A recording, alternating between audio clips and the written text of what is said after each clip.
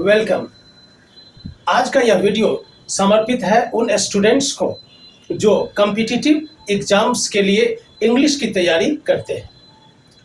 SSC द्वारा conduct किए जाने वाले एग्जाम्स जैसे CGL tier 1, tier 2, CPO, stenographer, CHSL, MTS और बैंक पीओ और क्लर्क, इन एग्जाम्स में पूछे जाने वाले इंग्लिश के सभी टाइप्स के क्वेश्चंस जैसे common error, filling in the blanks, sentence improvement, cloze test, passage, idioms and phrases, voice, narrations, antonyms, synonyms, spell test के अलग अलग सीरीज होंगे। सबसे पहले प्रीवियस 5 ईयर्स के सभी क्वेश्चंस जो इन सभी एग्जाम्स में पूछे गए हैं उनका डिटेल्ड एक्सप्लेनेशन किया जाएगा और उसी कड़ी में आगे बढ़ते हुए आज के इस वीडियो में कॉमन एरर सीरीज की शुरुआत करते हुए 2017 में पूछे गए सभी कॉमन एरर के क्वेश्चंस को एक्सप्लेन करने के बाद, समझाने के बाद, फिर 2017 में पूछे गए फिलिंग इन द ब्लैंक्स के सभी क्वेश्चंस, सेंटेंस इंप्रूवमेंट के सभी क्वेश्चंस, सभी close tests, passages, narration, voice, जो इनका जो अलग अलग सीरीज होगा इसको कंप्लीट कर दिया जाएगा। ये सारे सीरीज अलग अलग पार्ट्स में डिवाइडेड होंगे और कॉमन एरर का ही जो सीरीज होगा ये कई पार्ट्स में होंगे। कॉमन एरर के सीरीज के कई पार्ट्स होंगे और वो पार्ट जब समाप्त हो जाएगा, कॉमन एरर का सीरीज जब समाप्त होगा, फिर सेंटेंस इंप्रूवमेंट का सीरीज शुरू होगा, वह समाप्त हो, उसके सभी पार्ट समाप्त हो जाएंगे। फिर फिल इन द ब्लैंक्स जो है उसका सभी पार्ट समाप्त हो जाएगा। फिर क्लोज टेस्ट को, सभी क्लोज टेस्ट जो पूछे गए हैं वो डिफरेंट पार्ट्स में उसको एक्सप्लेन कर दिए जाएंगे और फिर पैसेज को समझाया जाएगा। फिर इन एग्जाम्स में पूछे गए वोकैब्स में antonyms, synonyms, idioms and phrases को, इन सभी क्वेश्चंस को, फिर सेंटेंस रीऑर्डरिंग को अलग अलग पार्ट्स में समझाया जाएगा। इस प्रकार से 2017 में पूछे गए सभी क्वेश्चंस जब कंप्लीट कर दिए जाएंगे तो फिर से शुरुआत होगी 2018 में पूछे गए सभी क्वेश्चंस। फिर 2019 में पूछे गए इन सभी एग्जाम्स में जो पूछे गए क्वेश्चंस है, डिफरेंट टाइप्स ऑफ क्वेश्चंस है, उन सभी को एक्सप्लेन कर दिया जाएगा। उसके बाद 2020 में जो पूछे गए सभी क्वेश्चंस है उनको उसको समाप्त कर दिया जाएगा। उसके बाद प्रैक्टिस सेशन की शुरुआत होगी और इस प्रकार से आपकी तैयारी कंप्लीट हो जाएगी। और यह सभी इंग्लिश में जितने भी टाइप्स ऑफ क्वेश्चंस होते हैं इसके लिए जितने भी इंपॉर्टेंट रूल्स हैं जिसके आधार पर ये क्वेश्चंस पूछे जाते हैं, ऐसे रूल्स जो बार बार, जिसके आधार पर बार बार क्वेश्चंस पूछे जाते हैं, उन सभी क्वेश्चंस को एक्सप्लेन कर दिया जाएगा डिटेल्ड एक्सप्लेनेशन के साथ, ताकि आप उसकी तैयारी, आपकी पकड़ अच्छी हो और आप अच्छे से क्वेश्चंस को डील कर सकें। और यह भी ध्यान में रखा जाना है कि स्टूडेंट्स को कम समय में, समय कम लगे और अधिक से अधिक उसे लाभ हो और वह अच्छे से तैयारी कर सके। और मैं चाहता हूं, मेरी शुभकामना है कि आप मेरे साथ जुड़े, इस चैनल को सब्सक्राइब करें, फिर शेयर भी करें और फिर आप आने वाले समय में कॉम्पिटिटिव एग्जाम्स में बैठें और सफल हो। यह मेरी शुभकामनाएं है। इस शुभकामनाओं के साथ एसएससी सीजीएल टीयर 1 में पूछे गए कॉमन एरर सीरीज की शुरुआत करते हैं। Welcome. Question number 1, as soon as I reach my office I will mail you the files. जो ही, एज सुन एज मीन्स जो ही मैं ऑफिस पहुंचूंगा, I will mail you the files, मैं आपको फाइल्स मेल कर दूंगा। अब यहां पर यह समझना है कि यह जो सेंटेंस है यह एक complex sentence, it is a complex sentence. यह सेंटेंस दो क्लाउजेस से मिलकर बना है। As soon as I reach my office, ये सबऑर्डिनेटिंग क्लाउज है। I will mail you the files, ये मेन क्लॉज है या इसको इंडिपेंडेंट क्लॉज कहते हैं, ये मेन क्लॉज है। अब ये देखना है कि मेन क्लॉज में जो है I will mail you the files, ये फ्यूचर टेंस में मेन क्लॉज, और as soon as I reach my office, ये जो है यह सिंपल प्रेजेंट में। तो इस हिसाब से ये सही है, ठीक है। अब आगे देखते हैं इसमें कि ये जो मेल है, मेल के बारे में थोड़ा समझते हैं।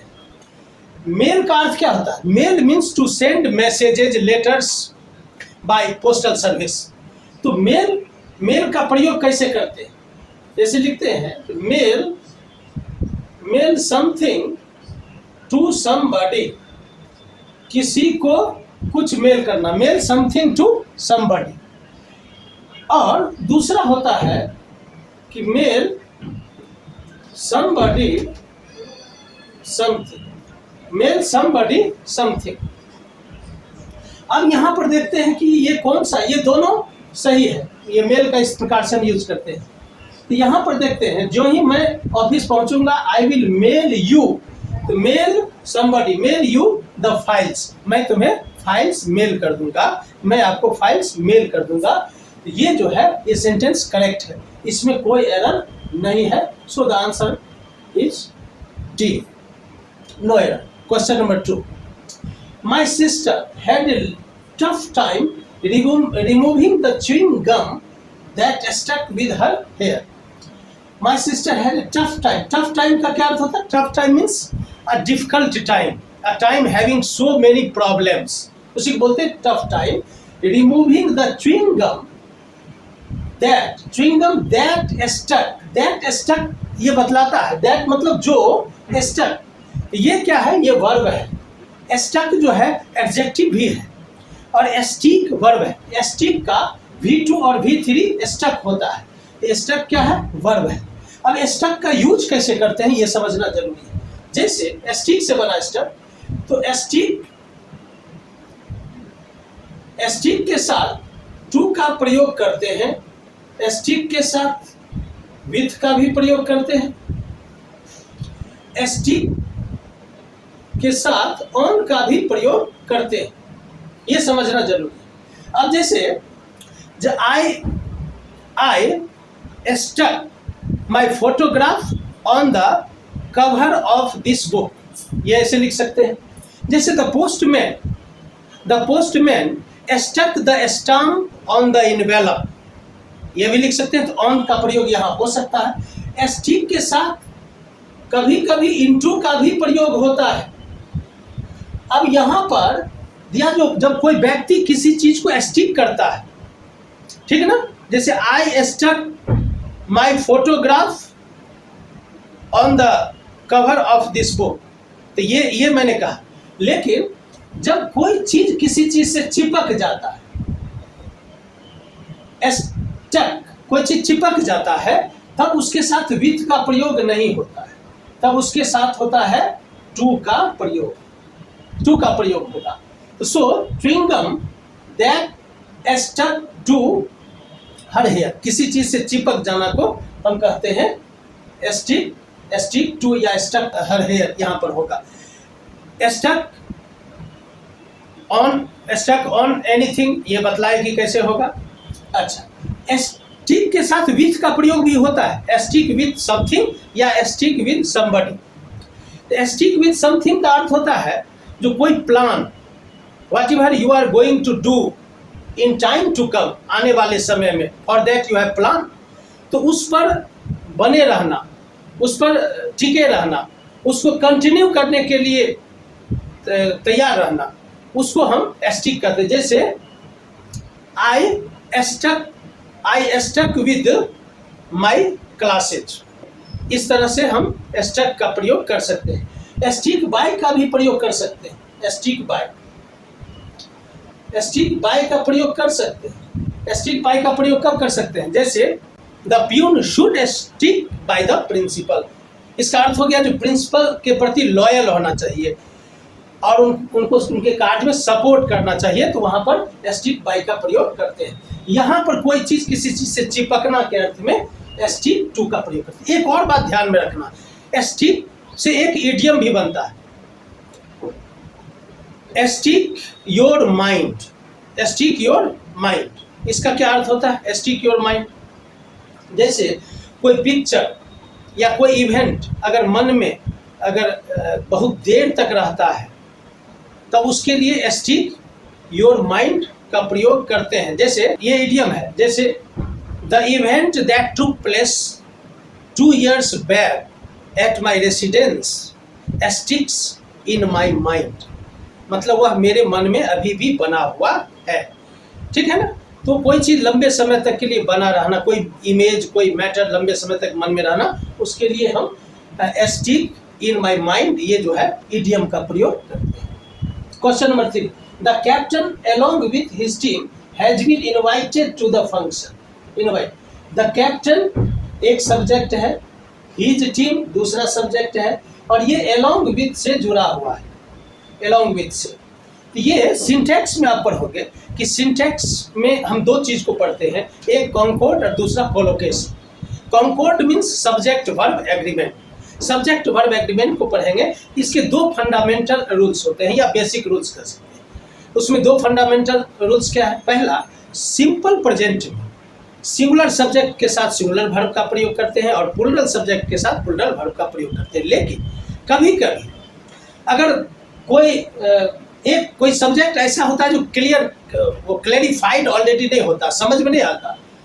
अब यहाँ पर दिया the captain along with his team, अब यहाँ पर ये क्या है? ये पूरा आप अगर देखें तो ये जो दो सब्जेक्ट है ये along with से जुड़ा हुआ है, ये कनेक्टर से जुड़ा हुआ है। कंजंक्शन या कनेक्टर से जब दो सब्जेक्ट जुड़े हुए रहते हैं तब ये समझना पड़ेगा कि वर्ब क्या होगा, सिंगुलर होगा या प्लूरल होगा, प्रेजेंट टेंस, ये समझना होगा। या किसी भी टेंस में जो वर्ब, जैसे तो हैज बीन इनवाइटेड, ये तो ये प्रेजेंट परफेक्ट का पैसिव वॉइस है, हैज बीन इनवाइटेड का प्रयोग हुआ, तो कैसे हो सकता है? तो उसमें आप देखोगे कि दो सब्जेक्ट्स अगर एज वेल एज से जुड़ा हुआ हो, विथ से जुड़ा हुआ हो, टुगेदर विथ से जुड़ा हुआ हो, along with से जुड़ा हुआ हो, एज वेल एज से जुड़ा हुआ हो, लाइक से जुड़ा हुआ हो, तब हम क्या करते हैं? वर्ब कैसे करेंगे डिसाइड? तो verb would be according to the first subject. ये फर्स्ट सब्जेक्ट जो होगा वो सिंगुलर होगा तो वर्ब सिंगुलर होगा, फर्स्ट सब्जेक्ट प्लूरल होगा तो वर्ब प्लूरल होगा। तो the captain along with his team, अभी दोनों में ये भी सिंगुलर है और ये भी सिंगुलर है तो ज्यादा परेशानी नहीं है। लेकिन कभी कभी ये प्लूरल हो तो तब क्या करेंगे? उस परिस्थिति में भी इस कैप्टन के हिसाब से यहाँ पर वर्ब सिंगुलर होगा, जो सही है। Has been invited to the function, ये भी सही है, इनवाइटेड टू द फंक्शन। तो the captain along with his team has been invited to the function, ये करेक्ट है, ये इसका आंसर डी हो। कैप्टन और साथ ही उसके जो टीम है उनको फंक्शन, किसी कार्य में, किसी फंक्शन में इनवाइट किया गया है। ठीक है, यही इसका अर्थ है। Question number 4, at this moment that terrible door burst Noisli open and banged for the wall. इसका अर्थ हुआ at this moment that terrible door burst Noisli open. Burst open का क्या अर्थ होता है? ये बर्स्ट ओपन इसका अर्थ होता है टू ओपन सडनली, अचानक से, एंड वायोलेंटली, ठीक है ना, जोर से, झटके के साथ। तो बर्स्ट और Noisli open and banged for the wall. Banged के साथ आप देखोगे तो यहाँ पर अगर देखते हैं तो बैंग जो है, बैंक के साथ ऑन का भी प्रयोग करते हैं और बैंक के साथ अगेंस्ट का भी प्रयोग करते हैं, मुख्य रूप से ये दो। ठीक है ना, बैंक ऑन। जैसे when he reached his friend's house he started banging on the door, या he banged on the door when he reached his friend's house, he banged on the door, दरवाजे पर जोर जोर से हिट करना, उसको कहते हैं बैंग। तो बैंग ऑन द, जब कोई व्यक्ति किसी दरवाजे पर जब हिट करता हो तो उसको बैंग ऑन द डोर हम कह सकते हैं। कभी कभी अच्छा, अब इसमें क्या दिया कि ये जो डोर है ना वो बर्स्ट ओपन, वो खुला वायोलेंटली, और डोरी जो है वो जाकर वाल से टकराया। अब अचानक किसी वाल से जाकर टकराना, कोई टकराता है, कोई भी चीज टकराता है तो उसके लिए बैंग अगेंस्ट का प्रयोग करते हैं, बैंग अगेंस्ट का। जैसे कोई व्यक्ति ही टकरा जाए, his head banged against the table, मतलब उसका हेड जो है वो टेबल से जाकर टकरा गया अचानक से। तो इसी प्रकार से यहाँ पर बैंग अगेंस्ट का प्रयोग होगा। तो इसमें जो एरर है वो एरर सी में है, यह फॉर नहीं होगा, फॉर के स्थान पर अगेंस्ट का प्रयोग होगा। Question number 5, while an electron carries a negative electrical charge, a neutron is neutral। ये कहा कि एक इलेक्ट्रॉन जो है वह निगेटिव इलेक्ट्रिकल चार्ज को कैरी करता है, जबकि न्यूट्रॉन जो होता है, एक न्यूट्रॉन जो होता है वह न्यूट्रल होता है। अब इसमें देखोगे तो ये भी प्रेजेंट टेंस में है और यह भी प्रेजेंट टेंस में, दोनों सेम टेंस में है। तो इसीलिए यह जो कॉम्प्लीमेंट ओरिएंटेड है और इसीलिए ये दोनों, ये सेंटेंस जो है ये करेक्ट है, इसमें कोई भी एरर नहीं है। While an electron carries a negative electrical charge, a neutron is neutral। Neutron जो है न्यूट्रल रहता है। इसका आंसर होगा 2।